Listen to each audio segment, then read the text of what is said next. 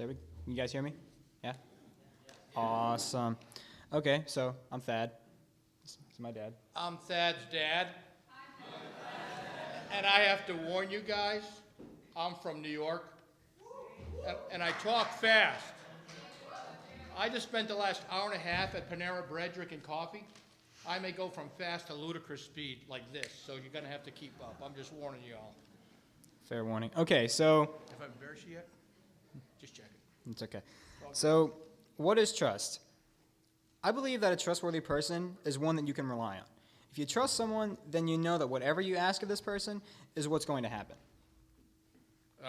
Thad's right. And something else about trust, it's very difficult to earn. Probably the hardest thing you'll earn is someone else's trust. Conversely, it is the easiest thing to lose. Getting it is hard, losing it is easy. And once you've lost it, getting it back is even harder. But the other question is, why is trust important? Well, I believe that trust is important so I know who I can rely on.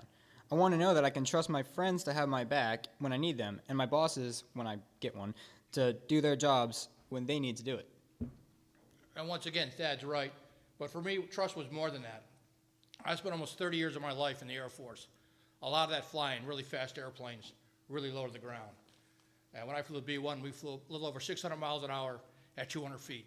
That's 900 feet per second, which is faster than a .45 caliber bullet. So at 900 feet per second, 200 feet off the ground, if someone makes a mistake, you have less than a second to recover. If you don't recover, the last thing that would pass through the pilot's mind was my butt as we hit the ground.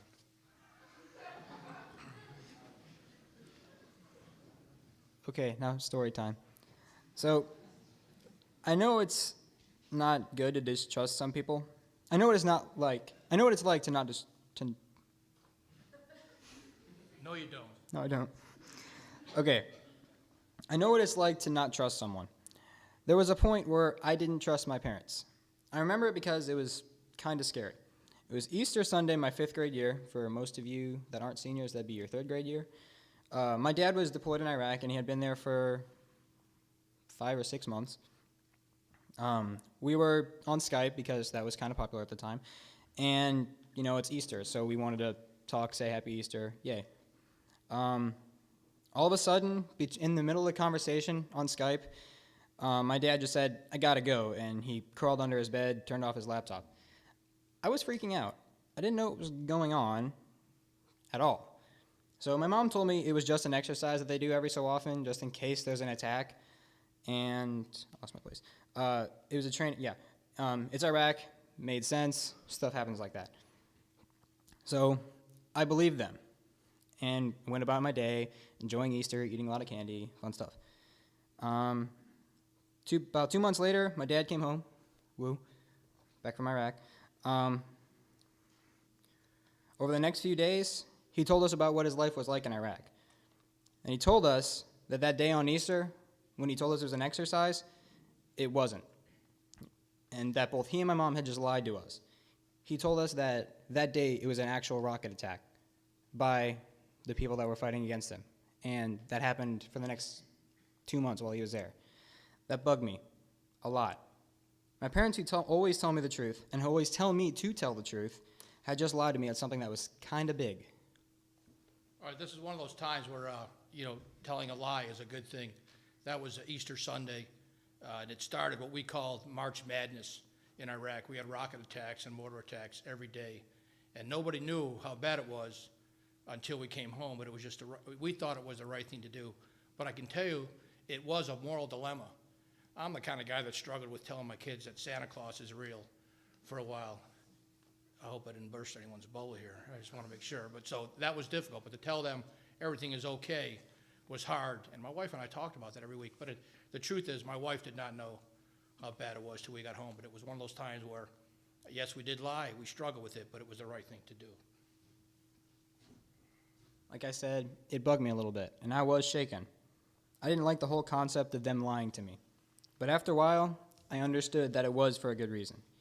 You do have to trust your parents that they know what's best. They didn't want me to worry for the next 2 months while he was out there. They didn't want me worrying that he was going to get killed by a rocket attack or something bad was going to happen. Now, parents, if you're watching this, I'm not saying you should lie to your kids. That's bad. But this was a situation that was really serious. And my parents made a quick decision on the spot. And in the end, it ended up being justified. Okay. Trust has always been important to me. I went to a small Catholic grammar school in an all-Polish neighborhood where everybody knew each other. So you had to do the right thing, because if you didn't, your parents found out. My fourth grade teacher, Sister Mary Clarissima, was my mother's fourth grade teacher. So, I mean, everyone knows each other. You can't make a mistake. I went to a Catholic high school. All our teachers were Jesuit priests. I learned 2 things at my school, maybe 3, could be 4. Anyhow, I digress. One is you have to be honest. They expect us to trust each other. The second thing is that Jesuit is really Latin for sneaky. Once again, I digress. I went to a military college where we had an honor code. Honor code violations were reasons for dismissal. The reason I'm giving this background is that I went in the Air Force and I talked about how important trust was. But when you join the Air Force, we don't give you a bottle of trust and honor and say, okay, use this accordingly. You have it when you walk in. And how you get it is critical. And now is when you're getting it. So now is where I'm getting to the point of my discussion. It is difficult for parents to trust their children. Not because we don't want to trust you, but because we want to help you make the right decision. It's kind of a letting go thing. We need to trust you. We need you to do the right thing, but we also need to protect you. So we have to balance it all the time. So it's very difficult for us to think, you know, I will let my son or daughter do this thing as a young adult.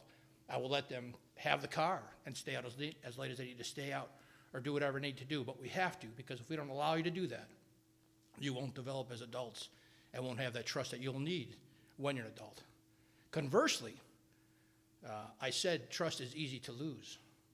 So if I can't trust you to clean up your room, or if when I ask you to clean up your room and all you do is stuff all the stuff underneath your bed, how can I trust you to take the car out as long as you need to be? So I know you want your parents' trust, but you have to earn your parents' trust and keep your parents' trust. Because once again, very hard to earn, very easy to lose. In 18 days, I find out if I got accepted to the academy or not. In 48 days, I determine which college I'm going to. And in 78 days, I'm graduating high school. I'll be on my own. No parents telling me what to do. I'll be free to do what I want. And I know my dad is going to have to trust me to do the right thing and become the man he wants me to be, and more importantly, the man that I want me to be. Or, at least, be a respectable man that he can stand to be around. Here was that trust thing. You know, when you're applying to college, your parents stand over your shoulder and are going to help you do whatever you can do. But when you're applying to the Air Force Academy, there was nothing I could do to help Thad. Thad had to tell all the people he interviewed with, all of his papers had to express why he wanted to go to the academy. It couldn't be my words. It had to be his words. So I had to trust him to do and say the right things. I had no choice, but I did. We don't know how it's going to turn out. He might get in the academy. He might not. He might dig ditches in the future. I don't know. What I do know is Thad is an honorable person because he's earned my trust and he maintains my trust. Trust itself is really important. For students in particular, you have to be able to trust your teachers to teach you what needs to be taught. You have to trust your friends to know that they'll have your back in tough situations. And you have to trust your parents to know what's best for you. Because if you can't trust people, you can't trust your parents, who can you trust? Yeah, I think Thad said it best. Trust is critical to your survival. Trust is the most important thing. If you don't trust each other, trust yourself to do the right thing, and trust the people you're with, you're going to have a miserable life. Trust is good? All right, baby.